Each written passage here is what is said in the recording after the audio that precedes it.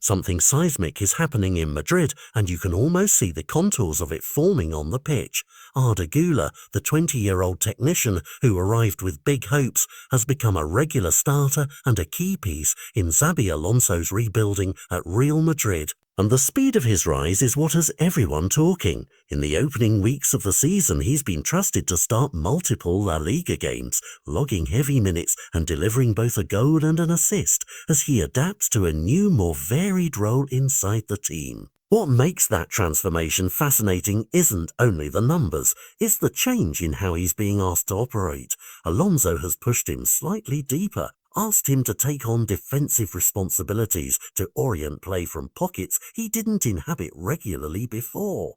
And that redefinition is turning a pure attacking talent into something more tactically versatile.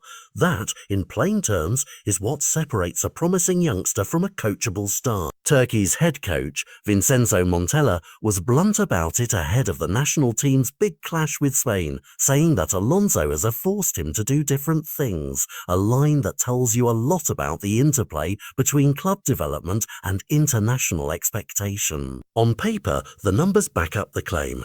Guler has started the opening La Liga fixtures and is among the young players who have translated minutes into measurable output, shots, chances created, and decisive contributions in the final third, signalling that this isn't just goodwill from the manager, but tangible production on the field. But more than statistics, the tactical shift is intriguing.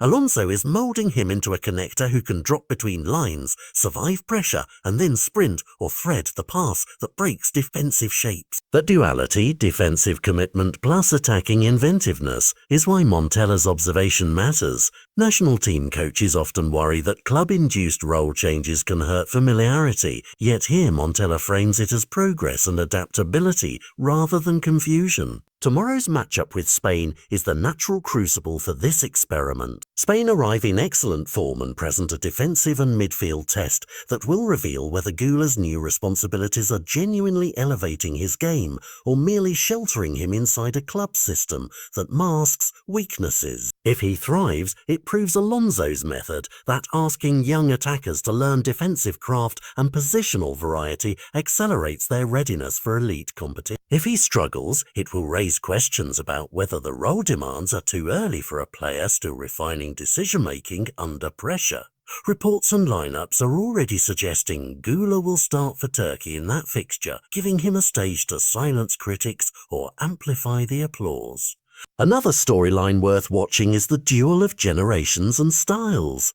Who matches up better in the creative race, Guler's sharpening vision against the lightning pace and directness of other young names like Lamine Yamal? The scouting narrative loves comparisons, but the real story is how each young talent is being shaped by their manager's philosophy. Alonso's blueprint at Madrid, positional discipline, vertical passing and multi-purpose midfielders, may soon produce a cohort of players who are tactically flexible, and Guler could be the poster child for that approach. That's meaningful for Real Madrid beyond the present season, because producing a player who can both craft and defend creates squad balance and allows Alonso to layer his tactics without buying wholesale reinforcements. For Turkey, Guler's growth offers optimism.